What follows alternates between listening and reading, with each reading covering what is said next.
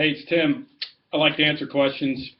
I just don't get a chance to do it very often. So I got some on Facebook, and I wanted to just shoot them at you, okay?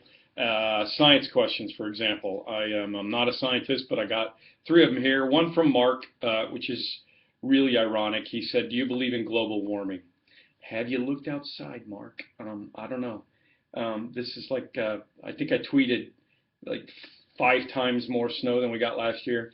But seriously, the truth of the matter is, I don't know if I believe in global warming. I don't know if I believe that the climate is changing because of what we're doing to our environment. Because I don't know. There's times when it ebbs and flows, and we've had ice ages before and all those kind of things.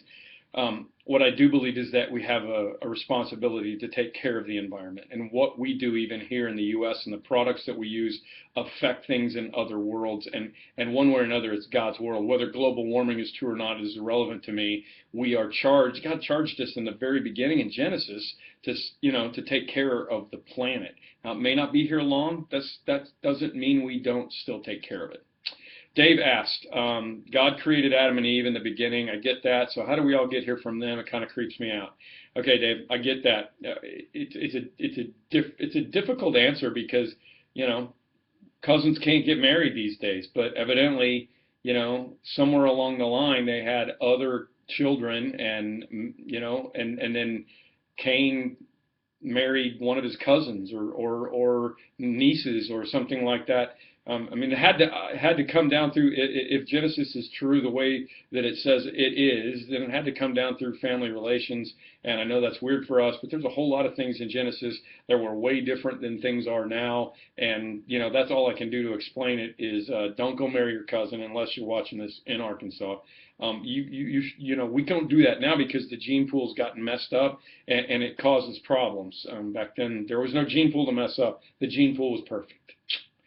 Jim said, how about the timeline of the Bible? And it's basically, do we have to believe that everything was in a 24-hour period? And while some of the people that are going to watch this are going to say, well, absolutely, that's what the Bible says, and I believe it, and that settles it, others are going to go, well, the Bible didn't say it was a 24-hour period, and I'm in between both of those places. There is some scientific evidence, and I've used it even before, that say that the world could be younger than we think it is. I think the whole thing is a dumb argument. I don't want to get into the argument. There's also a lot of scientific reasoning and proof to why the Earth is a lot older than it looks like from the timeline of the Bible. And the Bible was not supposed to be a science book. It never was. I don't believe that Genesis 1 or 2 were trying to tell us what the timeline is on the genealogy of mankind. It was telling us how the world got here. To me, the deeper we get into these arguments about creation and about science, especially if you're not a scientist and you get involved in those, the more that I've done that, the more I've gotten in the way of God. I know a lot of great godly people that believe in old earth and a lot of great godly people that believe in young earth, and someday we'll figure it all out.